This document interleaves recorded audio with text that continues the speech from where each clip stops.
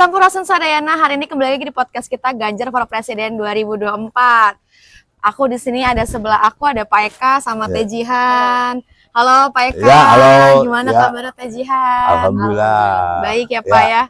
Hari ini kita lagi ada di Posko Pergerakan Rakyat Pemenangan Ganjar Mahfud for Presiden 2024. Sekarang kita lagi ada di mana nih Pak Eka? Di Rancakalong. Rancakalong. Daerah Sumedang ya Sumedang, Pak ya? Kabupaten Sumedang ya. Tepatnya di gedung ya, gedung sebagai pusat budaya di Rancakalong. Di Rancakalong ya Pak. Baik, sekarang kan kita udah di sini nih. Tadi kita dapat sambutan juga ya Pak ya. Ada rangkaian acara dari tokoh masyarakat adat, ada karawitan juga, dengan tujuan masih melestarikan kebudayaan bangsa Indonesia tersendiri, khususnya di tanah Jawa Sunda ya Pak ya. Baik, Pak Eka, sebelum kita ngobrol lanjut lebih jauh nih Pak Eka, aku mau tanya-tanya dulu. Ini kan kita di Posko Pergerakan Rakyat ya Pak ya. Untuk pemenangan daerah mana aja nih Pak? Nah, ini yang kita resmikan hari ini sebagai mata rantai. Yang kemarin kita sudah di wilayah Ciamis, Tasik Selatan, kemudian di kota Tasik, lalu kemudian juga kemarin Cianjur ya, Sukabumi sama Bogor ya. Dan sekarang agenda khusus kita ini di Kabupaten Sumedang, Majalengka dan Subang ya. Ada peresmian untuk posko perjuangan rakyat ya, dan sekaligus sebagai pusat informasi. Dan ada tambahan bahwa hari ini juga ada pernyataan dari para budayawan Jawa Barat mensikapi situasi dan kondisi politik saat ini yang beda dengan apa yang pernah kita rasakan selama 4 kali pilpres ya. Dan khusus di Kabupaten Sumedang memang kita juga memberikan pensikapan terhadap salah seorang orang yang mengatasnamakan, selalu mendengung-dengungkan, diaklaim sebagai tokoh dari 3 kabupaten itu, padahal bukan asli putra daerah di sini. Dia hanya sempat menjadi anggota dewan 3 periode, lalu mengeksploitasi suara di situ. Dan nah, ini ada ketersentuhan budaya, saya dapat masukan dari masyarakat, sehingga hal semacam itu perlu disikapi ya, perlu disikapi, dan kita memberikan sebuah pernyataan sikap tadi ya, yang intinya adalah bahwa kita tidak rela lah wilayah leluhur kami dijadikan tempat ajang oleh orang yang memang tidak memiliki hubungan dan sejarah dengan kearifan lokal di sini ya. Tadi berarti ngobrol-ngobrol kan ada dengar juga nih PK sempat pidato menggebu-gebu, itu apa sih Pak yang disampaikan, bahkan dari relawan juga jadi ikut semangat ya, dengarnya semakin wow banget gitu. Ya itu tadi, bahwa pada dasarnya kita pemilu ini kan suatu komitmen nasional dalam rangka kita menjalankan konstitusi, lalu juga kita berkomitmen terhadap apa yang menjadi kesepakatan kita tentang demokrasi. Tetapi kita merasa pilpres kali ini merasa ada sebuah gangguan gangguan dari penyelenggara negara ya. Ada istilah cawe-cawe presiden, ada juga istilah anak haram konstitusi, lalu kemudian netralitas dari aparat yang tidak konsisten, karena memang oleh presiden sendiri yang awal bicara bahwa ini harus netral, tiba-tiba sekarang boleh dan sebagainya. Ini kita apa sih sebenarnya? Nah, oleh karena itu tadi yang menggebu-gebu tadi, bahwa kita tidak hanya melihat bahwa dalam konteks pilpres ini bersaing antar peserta ya, pemilu calon yang lain, misalnya kita kan pilih nomor 3 nih. Bukan hanya bersaing dengan nomor 2 atau nomor 1, tetapi esensinya juga kita merasa berhadapan dengan orang yang berkuasa hari ini, yang ingin terus berkuasa dengan cara mendompleng dan mendorong nomor 2. Loh, ini kan nggak fair. Nah, ini yang kita sikapi ya, kami sikapi oleh masyarakat. Bisa disebut dinasti-dinasti itu ya Pak? Ya, termasuklah di dalamnya soal dinasti dan sebagainya. Baik. Pak, pemilu sebentar lagi kan menuju 9 hari lagi di tanggal 14 Februari ya. Menurut PK gimana antusias masyarakat setempat, bahkan dari relawan sendiri udah sejauh apa nih Pak? Ya, saya kira alhamdulillah ya, bahwa Jawa Barat kan daerah yang menjadi tujuan berbagai kepentingan ya, kekuasa apa yang orang yang ingin berkuasa.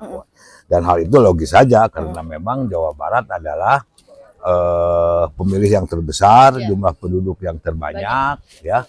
Ada 35.700.000 DPT-nya, andai kata juga diprediksi suara sahnya ya mungkin antara 29 juta sampai 30 juta menjadi ajang ya. Nah, tetapi kan kita juga harus punya harga diri, punya kehormatan. Nah, ini yang agak khusus ya. Sebab di Jawa Barat ini unik. Tidak selalu bahwa kalau kemenangan legislatif dengan eksekutifnya beda dengan daerah lain ya. Misalnya maaf di Jawa Tengah kalau ini PDI Perjuangan yang menang, maka gubernurnya juga dari PDI Perjuangan. Kalau di Jawa Barat tidak begitu. Ya, tidak begitu. Nah, apalagi ini soal pilpres ya. Ada hal yang memang agak lebih sensitif dan masyarakat mencari sosok-sosok yang memang menjadi pilihannya, yaitu yang berkomitmen tadi kepada masalah kebangsaan, masalah budaya, masalah kearifan lokal, dan hal-hal yang berkaitan dengan sentuhan-sentuhan kepentingan masyarakat. PK, aku lihat ini masyarakat adat di sini kan masih kejaga banget kelestariannya ya PK ya. Bahkan tadi karawitan yang mungkin udah di beberapa kota di kita tuh udah jarang terlihat gitu kan ya. Aku boleh pengen tahu dong PK, apakah nanti ke depannya calon presiden kita sendiri Pak Ganjar dan Pak Mahfud itu akan tetap melestarikan budaya ini, akan atau dibiarkan saja atau akan digembleng untuk tetap ada dan bahkan bisa dilihat di seluruh mancanegara? Ya, itu yang tadi kami sampaikan bahwa kami meyakini bahwa sosok presiden kita Mas Ganjar Pranowo yang sudah terbukti dan teruji ya, teruji dan terbukti misalnya bagaimana dia bukan hanya paham dan menjiwai persoalan budaya, tetapi memang dia pun selaku pelaku budaya, tercermin dari kemampuan dia mengekspresikan dirinya. Lalu kita di Jawa Barat kaitan dengan itu ya, beliau sangat komunikatif ya, dan sangat merespon dan sering komunikasi, bahkan masuk ke daerah Baduy kan, bisa makan bersama dengan orang Baduy. Lalu kemudian juga beliau sering komunikasi dengan para olot. Nah, tadi yang kumpul adalah para tokoh perwakilan dari masyarakat adat yang berada di sekitar Jawa Barat keseluruhannya, dari Kabupaten Bandung, Cikonang, dari Garut, Bubat tadi, dari Kampung Dukuh, dari Ciela, ada dari Kampung Pulo, dan adat-adat banyak tadi dari Tasik, dari Ciamis juga alhamdulillah, tapi dari Kampung Kuta ada, dari Kampung Cibangban ada, dari Kampung Cibodas ada, dari berbagai wewengkon lah istilahnya, kesepuhan-kesepuhan yang ada, dan ini terpelihara. Nah, ini memang tadi saya sampaikan secara tegas ya, untuk tetap menjaga eksistensi hak ulayat ya, hak sipil dan hak-hak lain yang memang menjadi sebuah tanggung jawab negara dan pemerintah, maka kita meyakini bahwa sosok Pak Ganjar dan Pak Mahfud ini memberikan sebuah jaminan terhadap eksistensi akan budaya bangsa ini.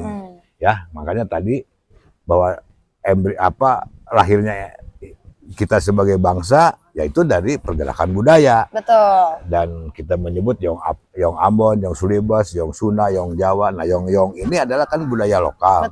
Yang konsisten menjalankan budaya lokal itu yaitu masyarakat adat. Setuju sekali, betul Pak. Jadi masyarakat adat ini akar budaya bangsa. Jadi kalau akarnya habis dan hilang, ya mau bagaimana? Tumbuh pohon dan yang baik ya. Betul Pak. Ya, itu intinya ya. 3 pertanyaan terakhir nih Pak. Apa yang membuat masyarakat adat ini menunjukkan rasa cintanya kepada Pak Ganjar secara nggak langsung? Ya, memang ini kan mereka punya naluri ya, punya insting. Bahkan saya sebetulnya kalau jujurnya oleh para olot masyarakat adat sudah diberikan warning atau petunjuk di tahun 2019 ya. Ketika selesai pemilihan presiden, harus saya sebagai duta Sawala diamanati untuk mempersiapkan mencari figur ya yang dianggap memiliki sebuah tanggung jawab yang oleh para olot dilihat, dan arahnya ke Gubernur Jawa Tengah pada saat itu. Makanya pada tahun 2020 kami sudah merintis berkomunikasi dengan Pak Ganjar ya. Dan itu saya kira intensif ya berkomunikasi. Jadi bulan April tahun 2020 ada sebuah pertemuan di Bandung yang khusus saya menyampaikan amanat daripada para Olot bahwa Mas Ganjar sebagai gubernur pada saat itu masih untuk mempersiapkan diri memimpin Indonesia. Ya, alhamdulillah ya Ibu Mega dengan segala kebesaran jiwanya dan kecerdasan sebagai pemimpin dan Ketua Umum PDI Perjuangan juga memberikan kepercayaan. Itu klop kan. Jadi apa yang memang menjadi harapan dan arahan dari para Olot juga sejalan dengan apa yang menjadi pilihan Ibu Mega dan keluarga Bung Karno secara keseluruhan. Dan yang lebih membanggakan lagi ya diberikan wakil Pak Mahfud yang saya kira tidak ada keraguan kita untuk melihat beliau ya, sampai juga sebuah keluarga proklamator ya, baik keluarga Bung Karno maupun Bung Hatta memberikan dukungan dan siap memenangkan untuk pasangan Pak Ganjar dan Pak Mahfud. Keren banget jawabannya Pak Eka. Semakin semangat kita menuju pemilu di 2024 ini tanggal 14 Februari. Terakhir Mbak Jihan ada yang mau ditanyain? Ada nih Pak, pertanyaan terakhir dari aku, gimana nih langkah-langkah Bapak untuk memenangkan Pak Ganjar dan Pak Mahfud di Sumedang, di Majalengka sama di Subang? Ya tadi saya melakukan sebuah ya sifatnya kan himbauan dan ajakan menyadarkan kepada masyarakat atas sebuah manuver yang dilakukan oleh tadi ya orang yang sebenarnya tidak ada hubungan dan tidak memiliki hubungan darah apapun dengan 3 kabupaten itu, tapi terakhir kan mengklaim. Nah, oleh karena itu tadi kita lebih mengajak dan mengingatkan mereka untuk punya kesadaran ya, dan mari kita kembali dan menyatukan diri untuk sama-sama mensikapi itu. Dan saya optimis insya Allah 3 daerah ini Ganjar walaupun belum tidak bentuk memenangkan secara signifikan, tapi mungkin ada satu pengimbangan pengimbangan ya di atas 30% lah ya, atau setidaknya 30% ya. Baik. Terima kasih Bapak jawaban. Keren banget. Pak Eka, kan bentar lagi aku ulangi lagi 9 hari lagi pemilu 2024 tanggal 14 Februari.